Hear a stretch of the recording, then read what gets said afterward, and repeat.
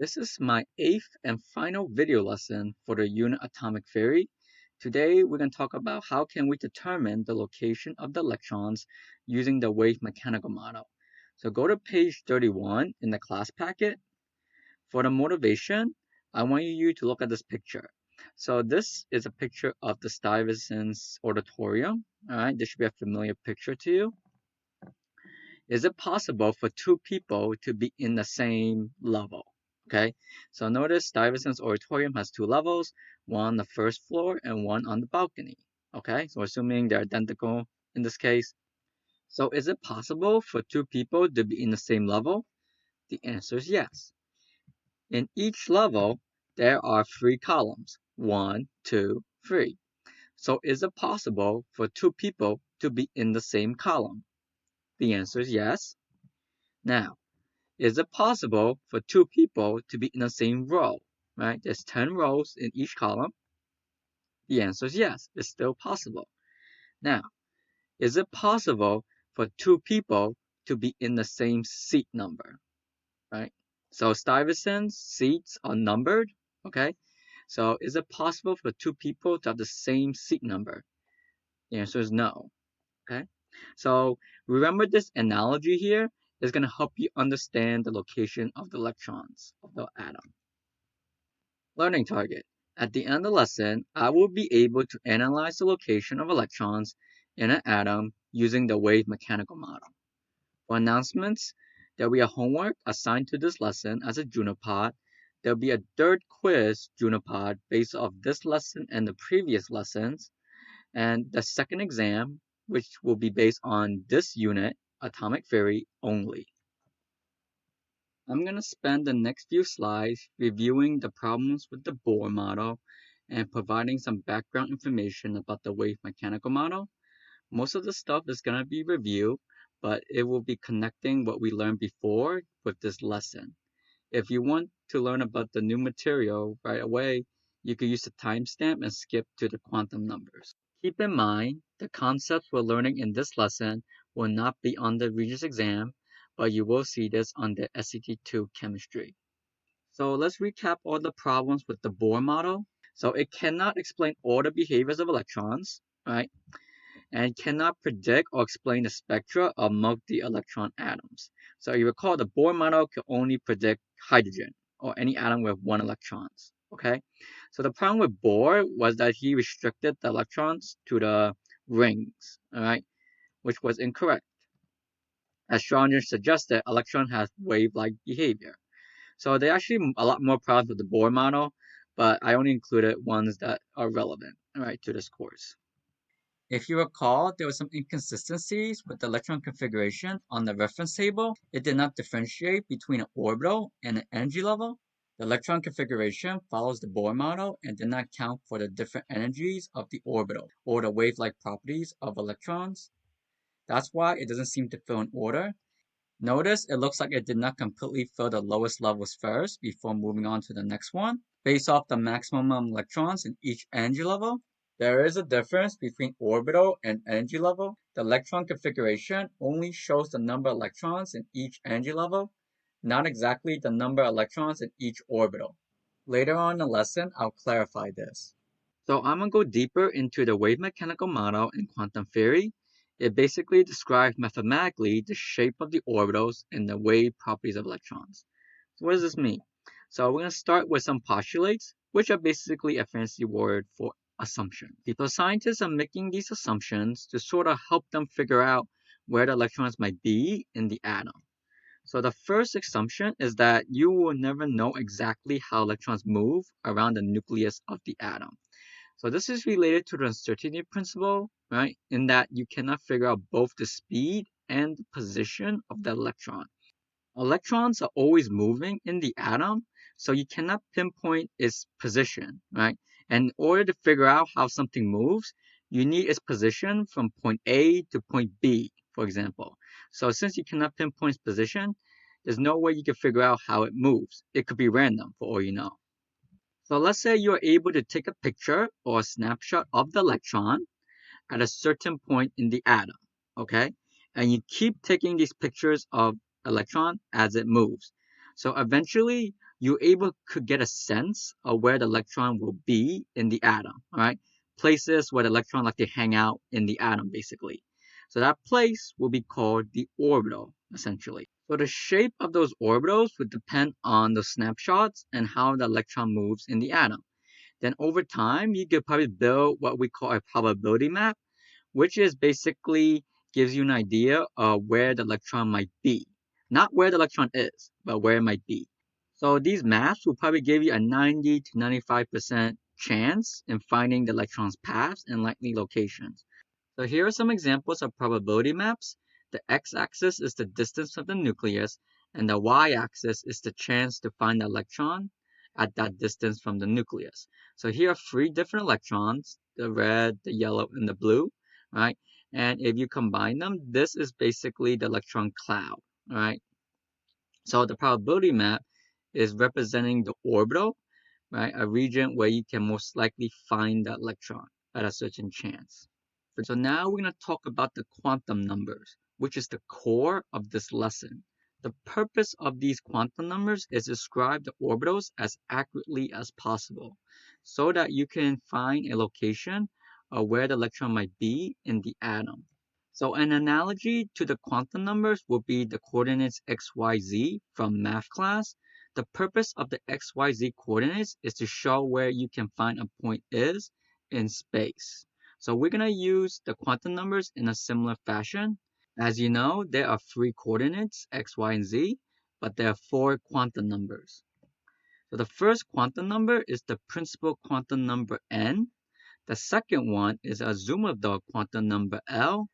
The third one is the magnetic quantum number ML. And the fourth one is the spin quantum number MS. I'm going to go over each one. The first quantum number is the principal quantum number, which is represented as N.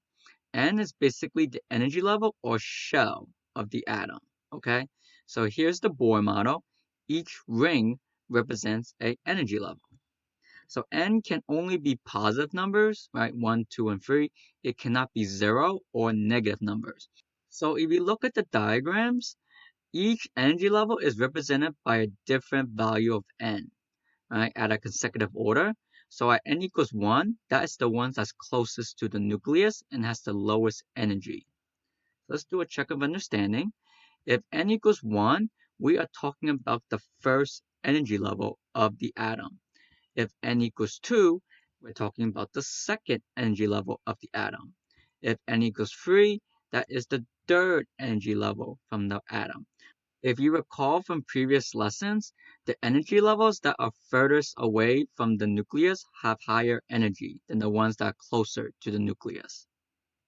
The second quantum number is the Azimuthal quantum number L.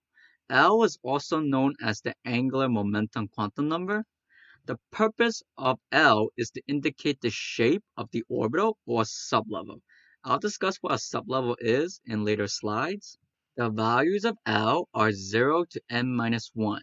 So we're going to include all the integers from that range. N, if you recall, is the energy level, which is the first quantum number. Let's do a quick check. If n is equal to 1, we're talking about the first energy level. What can L be? So L must be 0, right? Because 1 minus 1 is 0. So the only number that L can be is 0. If n is equal to 2, 2 minus 1 is 1. And since we're including all the integers, it will be 0 and 1. So L can be 0 or 1 if n is equal to 2. If n is equal to 3, so 3 minus 1 is 2. So we're going to include all integers from 0 to 2. So L is 0, 1, and 2. So at this point, I think you see the pattern. If n is equal to 4, L is equal to 0, 1, 2, 3. Okay, so we know what n means, which is the energy levels. But what do all these numbers for L mean? If you look at this table, each value of L corresponds to a shape of the orbital. Scientists have assigned letters to values of L. For example, if L is 0, then it'll be a S orbital. If L is 1, then it'll be a P orbital. If L is 2, then it'll be a D orbital. And L is 3, then it'll be a F orbital. These letters are used to identify the shape of the orbital. For example, all s orbitals will have a spear shape, or p orbitals will have a dumbbell shape, or d orbitals will have a clover-like shape, and all f orbitals will have a flower-like shape. So S does not mean spear, even though this is the shape of the orbital, but S means sharp. Sharp, principal, diffuse, and fine are all descriptions for spectral lines. You don't need to know this for the exam, I'm just letting you know. To summarize, the value of L would tell you what letter you have, which then would tell you what orbital shape you have. The third quantum number is the magnetic quantum number ML. Notice these are all p orbitals. They all have the same shape, which is the shape of a dumbbell. But notice they're all facing different directions. They have different orientation. As a result, these are different from each other, even though they are all p orbitals with the same shape. So the purpose of the magnetic quantum number is to tell you how many different orbitals you have with the same shape. So this is known as a subshell or a sublevel, right? So a sublevel contains orbitals that have the same shape. So this is what we call a p sublevel. It contains p orbitals, right? They have the same shape, but notice they have different directions. So these p orbitals are different from each other. ML can have values that are whole numbers between negative L and positive L. So let's do a check of understanding. If L was 0, what numbers can ML have? Based off this equation, ML can only be one number, which is 0. The shape of the sublevel is dependent on L, not ML. If L is 0, the shape should be a S sublevel. If you recall, S sublevel is a spear shape. So how many orbitals are in the S sublevel? So to figure that out, you have to look at ML. Remember, ML tells you how many different orbitals you have with the same shape but different orientation. So each ML value represents an orbital in the sublevel. Since there's only one number, there's only one s orbital in the s sublevel. You could think about it like this. Since S has a spear shape, spears has only one orientation possible. That's why there's only one s orbital in the s sublevel. Okay, so if L is equal to 1, what numbers can ML have? Based on this equation is -1, 0, and 1. The shape of the sublevel is dependent on L, so if L is 1, that would be a P sublevel. And based off ML values, since we have 3 numbers, there are 3 orbitals. That means P orbitals have only 3 possible orientations. If L is equal to 2, then ML will have values of -2, -1, 0, 1, 2. The shape of the sublevel is dependent on L, so if L is equal to 2, that would be a D shape. So since there's 5 numbers, there's 5 different D orbitals with different orientations. If L is equal to 3, we have -3, -1, 0, 1, 2, 3 for the values of ML. And the shape of the sublevel, if L is equal to 3, is F.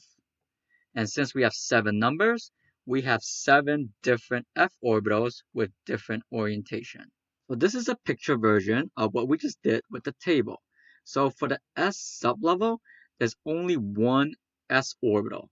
Why? Because there's only one orientation for a sphere, right? S orbitals have a shape of a sphere. A sphere could only have one orientation. As a result, the S sublevel only has one S orbital. For the P sublevel, it can have 3 different orientations. As a result, there are 3 p orbitals. For the D sublevel, there are 5 different d orbitals because there's 5 different orientation of that d orbital.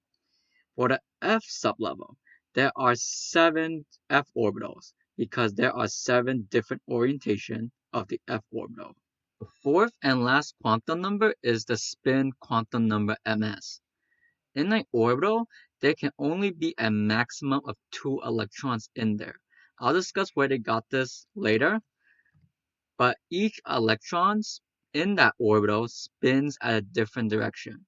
One of them will spin clockwise, the other will spin counterclockwise. The spin makes the electron behave like a tiny magnet. So keep in mind, in that orbital, the 2 electrons that are in there will spin at different direction. They cannot spin at the same direction. So the values can either be plus 1/2 or negative 1/2.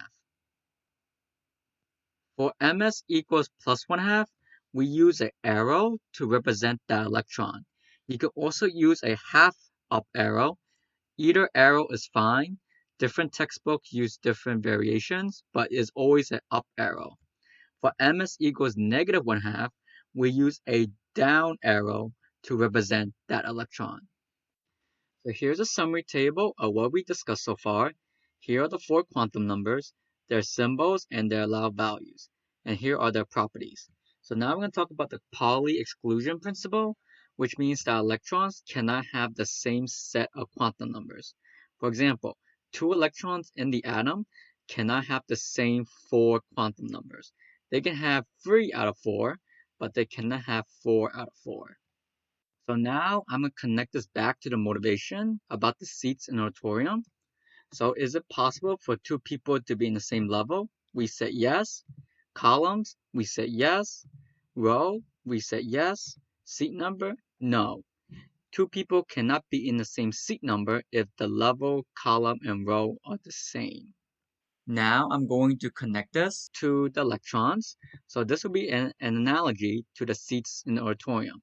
So is it possible for 2 electrons to have the same energy level? Yes, that's possible. How about sublevel? Yes, that's possible. How about orbital? Yes, that's possible because an orbital can hold 2 electrons, right? But can those 2 electrons in the orbital have the same spin? No, that's not possible. All right. So this is an analogy to the seats of the auditorium we did for motivation. Think of these like the 4 quantum numbers, right? This is N, L, ML, and MS. So let's do an example. Which electron cannot exist in the same atom as electron 1? So here's electron 1 in the atom. Can electron 2 be in the same atom? The answer is yes, because notice that the N and the ML quantum numbers are different. How about electron 3? Can electron 3 be in the same atom as electron 1? The answer is no, because they have the same quantum numbers, right? The set is exactly the same, so no. How about electron 4? Can electron 4 be in the same atom as electron 1? The answer is yes. Notice that the first 3 are the same, but the last one is different, right? They have different spins. Based on this principle, what is the maximum number of electrons that can be in an orbital?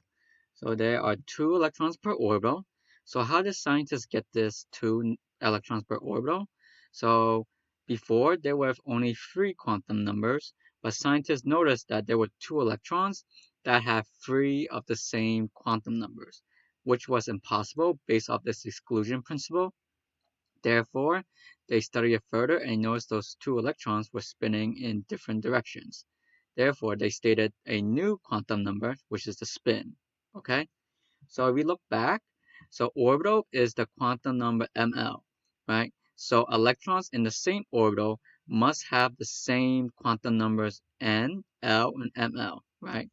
Going back to the analogy, if 2 people are in the same row, they must also be in the same column and the same level. Just like if 2 electrons are in the same orbital, they must be in the same sublevel and the same energy level. So since there are only 2 spins, there can only be a maximum of 2 electrons in each orbital, right? So one spinning counterclockwise, the other one is spinning clockwise. Now I'm going to go over the difference between energy level, sublevel, and orbital. If you recall from previous lessons, I said that the orbital and energy level were basically the same thing on the regions for the Bohr model. However, that's not the case. So let's start with what is inside what. So the electron is inside the orbital, which is inside the sublevel, which is inside the energy level. Okay? So the electron is in the orbital is inside the sublevel, and the sublevel is inside the energy level. So think of this like Russian dolls, okay? One is inside the other. Each energy level have a different amount of sublevels. Each sublevel have a different amount of orbitals. Each orbital can only hold a max of 2 electrons. So let me help you visualize this. Now let's look at some diagrams. So each box represents one orbital, okay? So each energy level have a different amount of sublevel. So these are the energy levels. That corresponds to these energy levels on the Bohr model. Let's look at energy level 1. It has one sublevel, which is S. Let's look at energy level 2. It has two sublevels, S and P. Their energy level has three sublevels, S, P, D. The fourth energy level has four, S, P, D, F. Each sublevel have a different amount of orbitals. Notice for the S sublevel, it has one orbital. The P sublevel has three orbitals. The D sublevel has 5 orbitals. The F sublevel has 7. And each of these boxes, which represents an orbital, can only hold 2 electrons. Let's do a check. How many sublevels are in energy level 3 versus 2? So based on this diagram, you can see that energy level 3 has 3 sublevels, energy level 2 has 2. Keep in mind, all this information is derived from the quantum number. So the Azimuthal quantum number L tells you this information, okay? This was the check that we did a couple of slides ago. N is the energy level, so for N equals 2, we have two numbers for L, right? So each L value represents a shape of an orbital or sublevel. Since we have two numbers, we have two sublevels. If N equals 3, we have 3 different sublevels, right? Because they have different shape. Learning check number 1. How many sublevels are in energy level 4? Pause the video and resume once you have the answer. So the answer is choice 3. There are 4 sublevels. So if n is equal to 4, you have 4 possible numbers for L. Check number 5. How many orbitals are in energy level 3 versus 2? Okay, so let's count. So let's look at energy level 3 first. We have 1, 2, 3, 4, 5, 6, 7, 8, 9. A total of 9 boxes. Right, so 9 orbitals. Energy level 2 has 4. So again, keep in mind this information can be derived from the quantum numbers. So let's use the magnetic quantum number ML. This was the table we did a few slides back. If you look at energy level 3, it has 3 sublevels, S, P, D. So if you notice SPD, S has 1, P has 3, D has 5. If you add up these numbers, that is 9, right? 1 plus 3 plus 5 is 9. For energy level 2, we only have S and P sublevels. So S has 1, P has 3. If we add them up, 1 plus 3 is 4. Okay, so that's where all these numbers come from. Learning check number 2. How many orbitals are in energy level 4? Pause the video and resume once you have the answer. Okay, so the answer is choice 4, 16. So let's use diagram 2 to figure out why is energy level 4 have 16 orbitals. So looking at this diagram, each box represents an orbital, right? So energy level 4 has 4 sublevels, S, P, D, F. S has 1 orbital, P has 3, D has 5, F has 7. If you add them all up, that is 16. Check of understanding number 7. What is the maximum amount of electrons in energy level 4 versus 2? If you recall, each orbital can have a maximum of 2 electrons. For energy level 4, we know there's 16 orbitals, and since each orbital can have a maximum of 2, that will be 16 times 2, which is 32. For the second energy level, there seems to be only 4 orbitals, so 4 times 2 is 8.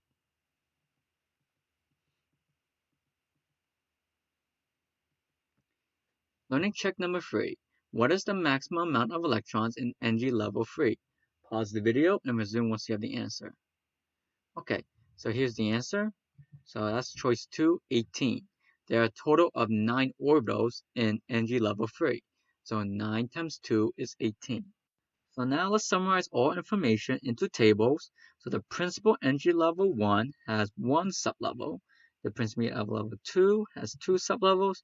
The third energy level has 3 sublevels. The fourth energy level has 4 sublevels. The fifth energy level has 5 sublevels, based off this pattern. What types of sublevels are present in each energy level? So the first energy level has S. The second energy level has SP. The third energy level has SPD. The fourth energy level has SPDF. The fifth energy level has SPDFG. So I will not talk about G, right? So it's not going to be on the exam or anything. Just letting you know it exists. For the next table, we're going to summarize the sublevels. For sublevel S, we have 1 orbital. For sublevel P, we have 3 orbitals. For sublevel D, we have 5 orbitals. For sublevel F, we have 7 orbitals. For sublevel G, you might guess, we have 9 orbitals. So how many electrons are per sublevel? So remember, one orbital has 2 electrons, so we just multiply everything by 2. So 2, 6, 10, 14, 18. This is the final summary table. So if n is equal to 1, L must be 0. So what sublevels are present? We have to look at L. Since L is 0, that'll be S. How many orbitals are in the S sublevel? That'll be 1. There are 2 electrons per orbital. So since there's only 1 orbital, there's only 2 electrons in the S sublevel. So what's the total electrons per energy level? In the first energy level, that'll be 2. So let's look at energy level 2. L is 0 and 1. If L is 0, that is S. L is 1, that is P. Those are the sublevels. What's the number of orbitals in each sublevel? S has 1, P has 3. So a total of 4 orbitals. Number of electrons per sublevel? S has 2, P has 6. Right? So keep in mind, each orbital has 2 electrons. So we just multiply this by 2. Total electrons per energy level, we just add up these numbers. So 2 plus 6 is 8. Now let's look at the third energy level. So L can be 0, 1, 2. What sublevels are there? S, P, D. The number of orbitals per sublevel. So S has 1, P has 3, D has 5. So the total number of orbitals is 9. Number of electrons per sublevel. So it will be S is 2, P is 6, D is 10. The total of that will be 18. Right? So that's the total electrons per energy level. Now let's look at n equals 4. So we have 0, 1, 2, 3 for L. So the sublevels there are S, P, D, F. The number of orbitals per sublevel is 1, 3, 5, 7. Number of electrons per sublevel. So keep in mind, we just multiply this by 2. So S is 2, P is 6, D is 10, F is 14. So for the total electrons per energy level, we just add up all these numbers and that'll be 32. So these numbers over here should look familiar to you. This is the maximum amount of electrons in the energy level. This is what I showed you in the beginning of this unit, right? 2, 8, 18, 32. The first energy level has a maximum of 2. The second energy level has a maximum of 8. The third energy level has a maximum of 18. And the fourth energy level has a maximum of 32. So I basically derived the numbers for you. The total number of electrons in the energy level is 2n squared. If you were to plug these numbers into this equation, you'll get these numbers here. Now that you have a basic understanding of the architecture of the orbitals in the atom, we're now going to use this information, the quantum numbers, into describing different elements. There are 2 ways to show the electrons for each element. The first way is the electron orbital diagram. The second way is the orbital electron configuration. So this is different from the one on the reference table because this one will include the energy level and the sublevel. So here's what they look like. This is the orbital diagram, and this is the orbital electron configuration. I'll show you how you do both in the following slides. Both ways will follow these 3 rules. the Above principle, the Pauli exclusion principle, and the Hund Rule. I'll go over how to use these 3 rules. Let's start with orbital diagrams. So you recall when L is 0, we're talking about the S sublevel. If L is 1, we have the P sublevel. If L is 2, that's the D sublevel. If L is 3, that's the F sublevel. ML, as you recall, is the orientation of orbitals. So S sublevel is a sphere shape, right? So S orbitals have only one orientation. Therefore, for ML, you only have one value or one orbital, okay? So 0 is the value of ML, and this line represents the orbital. For P, we have 3 orientations because there's 3 values of ML. So we have 3 orbitals, 1, 2, 3.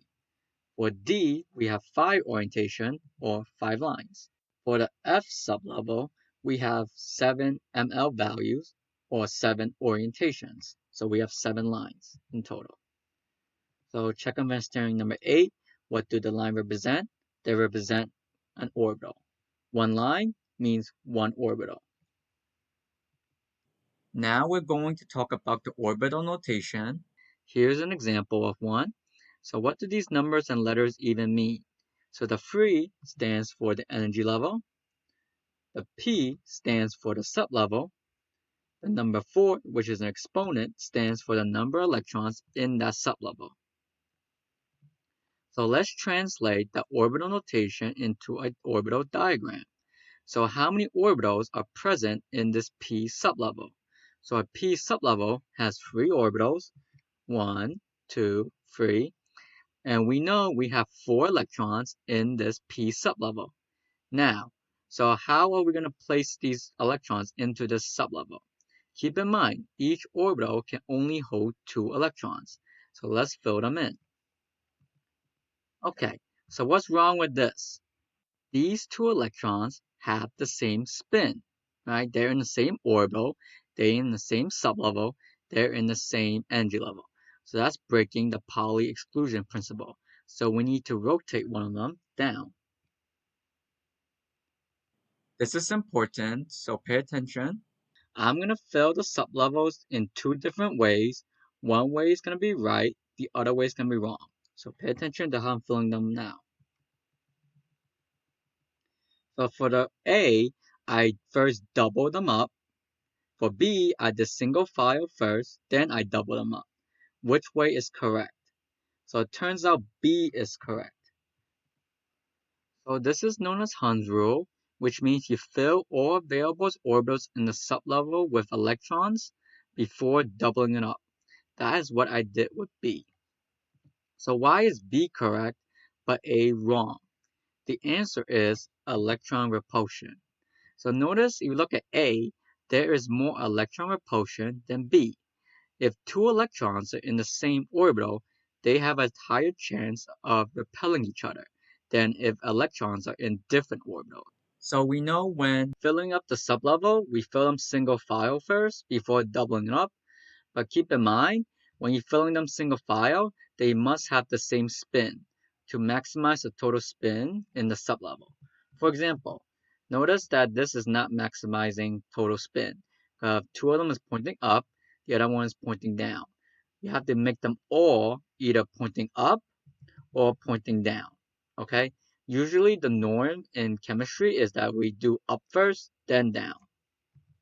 So here's an example. Notice we fill single file first. They all have to be pointing in the same direction, and then we double them up afterwards. In this practice, you are given the orbital notation. You're going to draw the corresponding orbital diagram. So in the first one, we have 1s2. So this is a S sublevel in the first energy level. So the S sublevel has 1 orbital, and we have 2 electrons present. So one's going to be up, the other one's going to be down.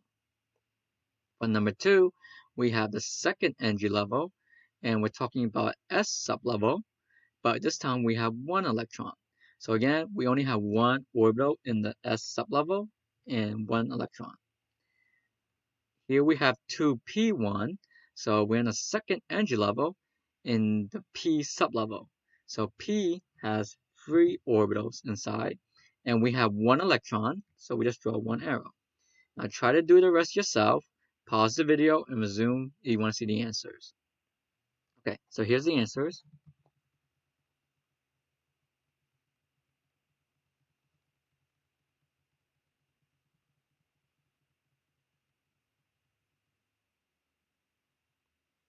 Now that you have a basic understanding of orbital notation or orbital diagram, we're now going to write the orbital electron configuration of different elements.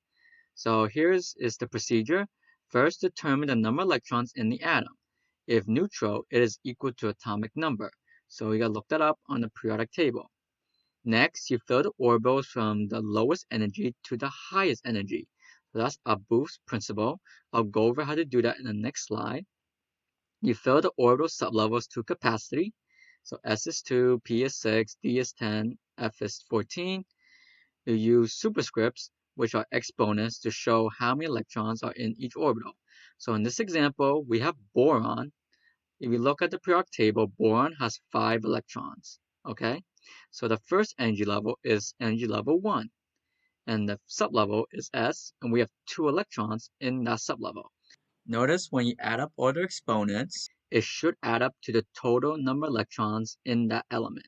So 2 plus 2 plus 1 is 5. Now I'm going to show you a strategy of figuring out the order of filling in the orbitals. Based off a boost principle, you have to fill the orbitals of the lowest energy levels first before the higher ones. So the first one you fill first is always 1s. That's for every single element. Okay, so now I'm going to write out a chart.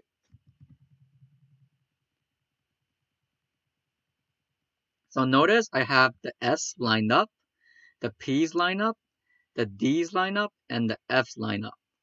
So now I'm going to draw an arrow from right to left over 1s. This signifies that I fill in the 1s sublevel. Okay, so keep in mind the S sublevel just needs 2 electrons to be filled. So this is the first notation of every element. Next, I'm going to draw another arrow parallel to the first one. The next one to be filled is 2s, right? So S just needs 2 electrons again to be completely filled. So I'm going to write the next notation, 2s2. I then going to draw a third arrow parallel to the previous one. Now I'm filling in 2p and 3s. So since I'm going from right to left, I'm filling the 2p first. So p sublevel needs 6 electrons. So I'm going to write 2p6. And then I'm going to write 3s2. And next I'm going to draw another arrow parallel to that. So we're going to fill in the 3p, then 4s.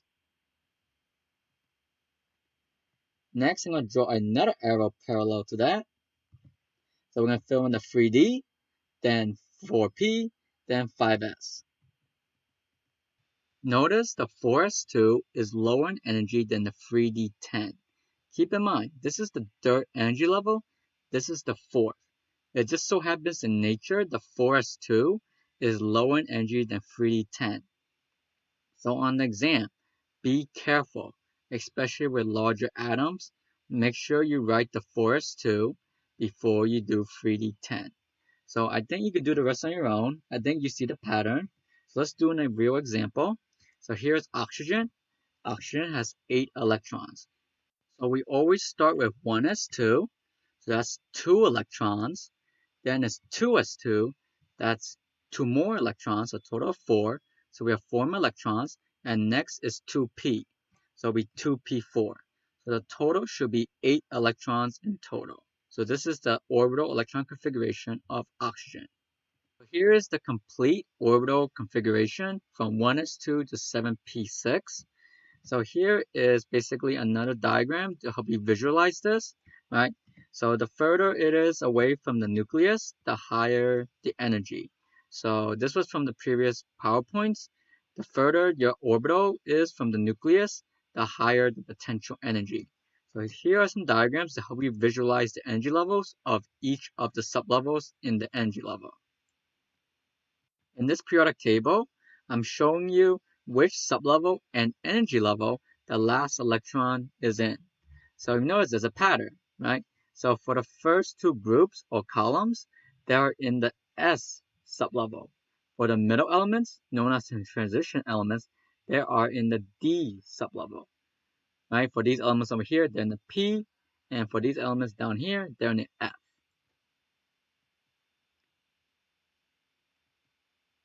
Let's do a learning check. What is the orbital electron configuration of neon in the ground state? So pause the video and resume once you have the answer.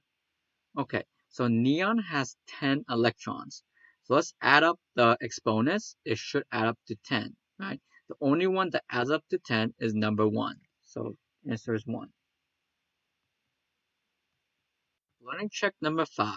What is the orbital electron configuration of magnesium in the ground state? Pause the video and resume once you have the answer. Okay, so the answer is 3. Why? Because magnesium has 12 electrons, right? So which of these is showing 12 electrons? Add up the exponents. So now I'm going to show you the shorthand notation. The purpose of the shorthand notation is for large atoms, the configuration is quite long. So we want to shorten it. So we're going to use the noble gas prior to that atom. For example, the noble gas prior to magnesium is neon. So this is the neon electron configuration. We did that with the previous question. We set this equal to bracket Ne. Then we're going to plug this into the magnesium one. Okay? If we do that, we get magnesium is equal to bracket Ne 3s2. Learning check number 6. What is the orbital electron configuration of nitrogen in the ground state? Pause this video and resume once you have the answer. Okay, so the answer is 2. Notice they gave you the noble gas shorthand notation. So what noble gas is prior to nitrogen? That'll be helium. So neon is wrong. Next, you write out the electron configuration of nitrogen. That's 1s2, 2s2, 2p3. Right? Because nitrogen has 7 electrons, right? So helium is 1s2. So the answer is choice 2. So on the back of the packet, I basically have the orbital electron configuration listed for you. So you can check the last page of the packet. Now I'm going to connect the electron configuration from the reference table to the orbital electron configuration. So let's use potassium as an example.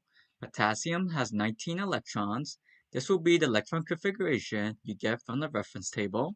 This is the orbital electron configuration of potassium. The electron configuration from the reference table gives you less information than the orbital electron configuration. Electron configuration only tells you the electrons in each energy level, while the orbital electron configuration tells you the electrons in each orbital, sublevel, and energy level. So I'm going to connect the two. The 2 refers to the electrons in 1s2. The first 8 refers to electrons in 2s2 and 2p6. The second 8 refers to electrons in 3s2 and 3p6. And the 1 refers to the electron in 4s1. You can see that the electron configurations only includes electrons in the energy levels. They do not include the sublevel and the orbital, while the orbital electron configuration includes information from the orbital, sublevel, and energy level. In both cases, the lowest level orbitals are always filled first. The reason why the third energy level is not filled completely before moving on to the fourth energy level is because the energy levels can be divided into sublevels and orbitals. You can see situations in which a sublevel of a higher energy level is lower in energy than a sublevel in a lower energy level. For example, the 4s sublevel is lower in energy than the 3d sublevel. The electron configuration does not tell you the full story and does not make a distinction between an orbital and an energy level. It only tells you the energy levels, while the orbital electron configuration would tell you the energy level, the sublevel, and the orbitals. It will also show you the order of filling the orbitals by the lowest energy first. Now we are going to convert the orbital electron configuration to the orbital diagram. Each orbital is a box or a flat line. Each electron is an arrow. No more than 2 electrons in each orbital. Fill orbitals by the lowest energy first. This is a boost principle. Fill sublevels singly first, then pair them up. Hund Rule. So let's do an example. Oxygen is 1s2, 2s2, 2p4. So this was the orbital electron configuration I showed you from the previous slide.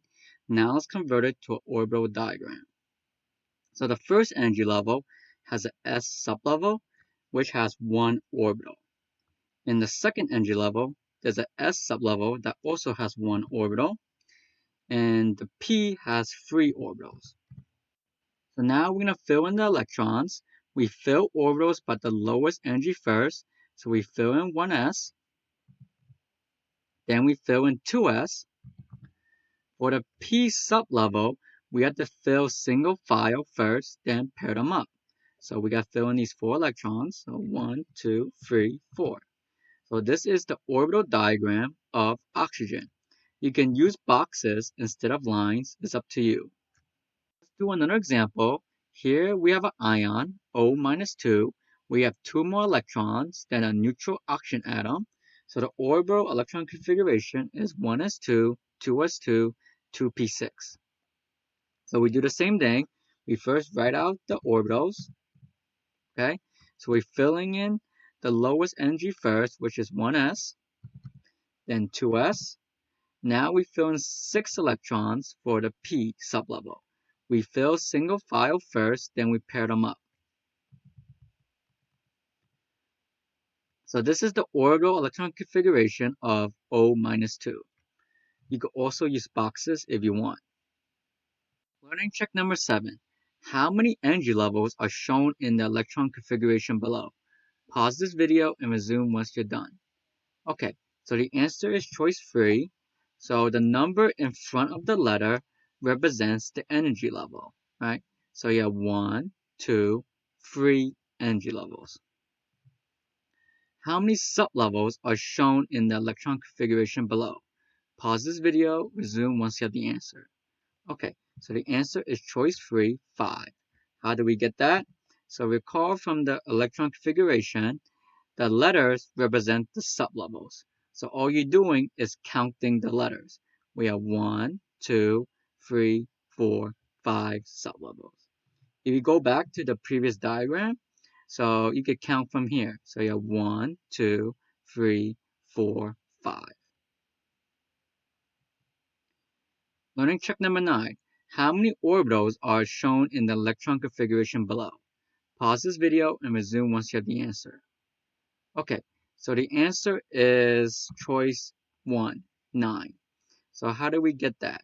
So keep in mind, S has 1 orbital, P has 3 orbitals, D has 5 orbitals. So basically, you have to substitute it into the sublevels. So let's do this counting. So S has 1, right? So 1 plus 1 is 2. P has 3 orbitals, right? So 3 plus 2 is 5. We have another S, so 5 plus 1 is 6, and we have another P. So 6 plus 3 is 9. One way you can do this is to draw out the orbital configuration. That can help you count the orbitals if you're stuck. Learning trick number 10. How many electrons are shown in the electron configuration below? So pause this video and resume once you have the answer. Okay, so the answer is 4, 18. So all we have to do is count the exponents, right? So 2 plus 2 is 4, plus 6 is 10, 10 plus 2 plus 6 is 18. Learning check number 11. What element is this? So here we're given an orbital electron configuration. Try to do it yourself, pause this video, and resume once you have the answer. Okay, so here's the answer. So first you get add up all the electrons. So 2 plus 2 is 4, plus 6 is 10, plus 2 is 12, plus 6 is 18. So we have 18 electrons. So since this is neutral, we're assuming the atomic number is 18 as well. So which element has atomic number 18? That would be argon, choice 2. If you're struggling with learning checks number 7 and 11, here are some strategies to help you solve them. The first one is draw the orbital diagrams. Number 2, figure out what element they're talking about. Number 3, work backwards. Now we're going to draw the orbital energy diagram. It's basically the same as the orbital diagram, except we have another variable, which is energy. Energy is on the y-axis, and we're going to place the orbitals by their energy. So we're going to write the lowest energy orbital first and work our way up. So let's do it for oxygen. So we're going to start with 1s, that's the lowest energy, then it's 2s, then it's 2p, then it's 3s, then it's 3p. Now, what is the next orbital or sublevel? That'll be 4s, not 3d. Remember, 4s is lower in energy than 3d. So now we are going to fill in electrons for oxygen. We're going to fill 1s first because that's the lowest in energy, then 2s, then 2p. Keep in mind, a completely filled sublevels are more stable than partially filled sublevels. If you look at oxygen, the P sublevel is not completely filled. Therefore, oxygen is not stable, right? It will react with other elements to fill in the sublevel. Only noble gases have their sublevels filled. A sublevel which is exactly half filled is more stable than a partially filled sublevel, which is not half full. For the third point, electrons are always placed in a way that will give them the lowest overall energy state, which is the most stable. And just to review, electrons closer to the nucleus have lower energy. So there are some exceptions to the orbital electron configuration. They are copper and chromium. I'm not going to ask this on exam. I'm just going to show you as an example. So the first one is chromium. Chromium has 24 electrons. If you look at the periodic table, if you write out the orbital electron configuration, it is Ar, 4s2, 3d4. But in reality, it's actually Ar, 4s1, 3d5, right? So in both cases, you have 24 electrons. Notice that the 4s over here is not completely filled. If you were to draw the orbital energy diagram, it will look something like this. This is what in theory you would draw. This is what it actually is. So why is this more stable than this? Because keep in mind, electrons will arrange themselves in a way that will give the lowest overall energy state. So this, in reality, is more stable, lower in energy than this. So the reason is that this has a half-filled sublevel, while this one does not. A half-filled sublevel is more stable than a partially filled sublevel that is not half full. Another reason is that this has electron repulsion, right? So notice that these two electrons are in the same orbital. There is electron repulsion here. While in this case, each electron is in their own orbital. Therefore, there's less of repulsion. So the next example is copper. Copper has 29 electrons. If you were to predict the orbital electron configuration of copper, you would have wrote this. But in reality, in nature, is actually Ar4s1 3d10. Notice that in the actual one, the D sublevel is completely filled, while the S sublevel is not. But in the predicted one, the D sublevel is not filled, but the S one is. So let's draw it out. So this is the orbital energy diagram. So it just so happens, in reality, completing the 3D sublevel is more stable, lower in energy, than this one over here. Again, this will not be on exam. I thought it would be interesting to go over some exceptions. Keep in mind there's always going to be exceptions in science, but you can always explain it. Okay, so possible excited states. So this is going back to a few PowerPoints ago. It's basically the same guidelines, but we're going to apply it to the orbital electron configuration. So here's the ground state of sulfur. This is the orbital electron configuration of sulfur. So let's do the same thing. It's basically the same guidelines. Not the ground state. The number of electrons must stay the same and cannot have more than the maximum electrons in the shell. So let's look at the first one. Would the first one be considered a excited state? The answer is yes. It follows all the guidelines. Number 2, can that be considered an excited state? The answer is no, because you have 17 electrons here. If you add up all the exponents, right? Number 3, so would that be considered an excited state? The answer is no, because that's the same as this, which is the ground state. Number 4, would that be considered an excited state? The answer is yes. So notice that two electrons move, one from the 2s and one from the 2p. They move to the free p. Let's look at number 5. Would that be considered an excited state? The answer is no. So notice there's too many in the 2s over here. You cannot have free there. Number 6. Would that be considered an excited state? The answer is yes, because it follows all the guidelines. Let's do a learning check. Which electron configuration represents an atom in an excited state? Pause the video and resume once you have the answer. So the answer is 4. One common mistake I see people make is that they pick free. Keep in mind, you always fill the 4s before filling the 3d. So number 3 is showing a ground state. So this concludes the video lesson for today. Remember to do the homework and the quiz and be prepared for the exam, which will be based off of only Unit 2, the atomic theory.